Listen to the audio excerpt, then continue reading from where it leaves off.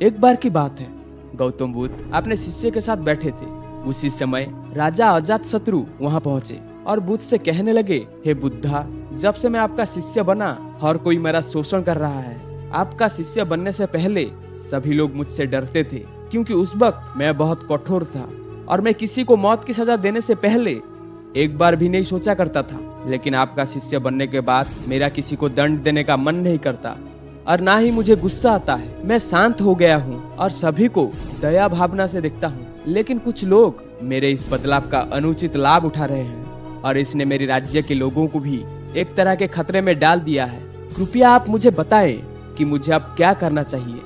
राजा अजातशत्रु की यह बात सुनकर गौतम बुद्ध उन्हें एक कहानी सुनाते हैं और कहानी कुछ इस प्रकार है। एक बार एक बड़े पेड़ के नीचे एक जहरीला सांप रहता था। पेड़ एक गांव के पास में एक कोने में हुआ करता था।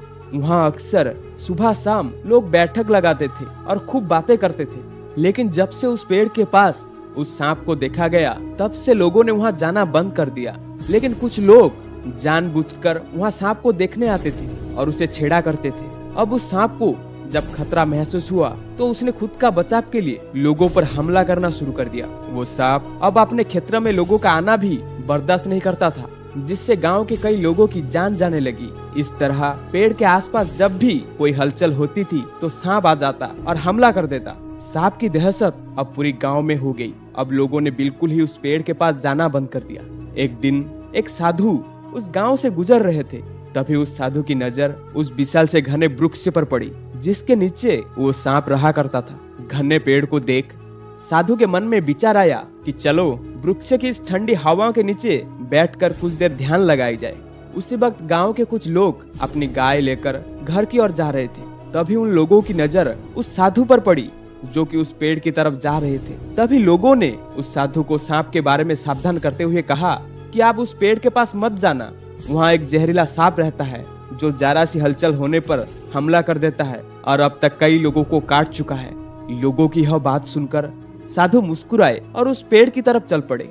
जगह को थोड़ा साफ करके जैसे ही साधु ध्यान करने के लिए बैठे, तभी सांप हलचल सुनकर साधु के सामने आ पहुंचता है और फुफकारने लगता है। फुफकार के आवाज सुन साधु की आंखें खुल जाती है और वो सांप को देखने लगते हैं। साधु सांप के आंखों में देखते हुए एक मंत्र बोलते हैं और मुंह से फूंक मारते हैं। तभी चमत्कारी रूप से वो सांप साधु से बात करने लगा। अब दोनों एक दूसरे की भाषा को समझ सकते थे।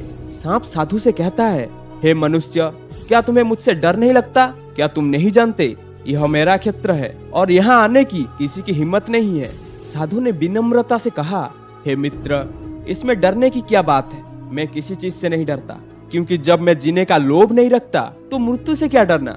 सांप साधु की बात सुनकर चौंक गया, क्योंकि सांप की इससे पहले ऐसे लोगों से मुलाकात नहीं हुई थी जो उससे नहीं डरता। सांप साधु से इतना प्रभावित हुआ कि वो साधु के चरणों में गिर पड़ा और बोला, हे प्रभु, आप बिल्कुल सही कह रहे हैं। आज तक मैंने जो कुछ भी किया है अपनी जान बचाने के लिए किया है। अपने क्रोध के चलते ना जाने कितने निर्दोषों का जान भी ले ली। इसके बाद साधु सांप को बहुत सी बातें समझाकर वहां से चले गए। साधु की बात से प्रभावित होकर सांप ने निश्चय किया कि आज से वो किसी को नहीं काटेगा। वो अपने क्रोधी स्वभाव को त्याग देगा, दूसरों को काटना बंद कर देगा। लेकिन इसका नतीजा उल्टा निकलता है। जब लोगों ने देखा कि सांप ने लोगों को काटना बंद कर दिया है, तो लोग उसका फायदा उठाने लगे। जो उससे दूर भागते थे वो उसके पास आने लगे और सांप को परेशान करने लगे। बच्चे उस पर पत्थर फेंककर मारने लगे, जिससे सांप आए दिन हमेशा परेशान और घायल रहता था। वह बहुत दुखी था, क्योंकि वह अपने जीवन का सबसे कठिन समय बिता रहा था। एक बार वो साधु फिर से उस गांव में आया और उसी पेड़ के नीचे बैठ गए। तभी साधु की नजर जब दयनीय हालत में पड़े उस सांप पर पड़ी, तो साधु ने उस सांप से पूछा कि मित्र, तुम्हारी यह हालत कैसे हो गई? तुम इतने घायल और इतने दयनीय स्थिति में कैसे आ गए?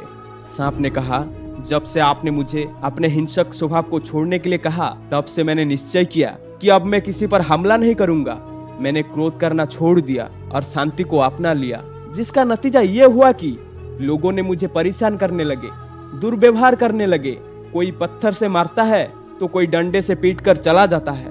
सांप की बात सुनकर साधु ने कहा, मित्र, मैंने तुमसे कहा था कि बेवजह दूसरों को मत काटो, लेकिन मैंने तुम्हें तुम्हारी आत्मरक्षा के लिए हमला करने से नहीं रोका था।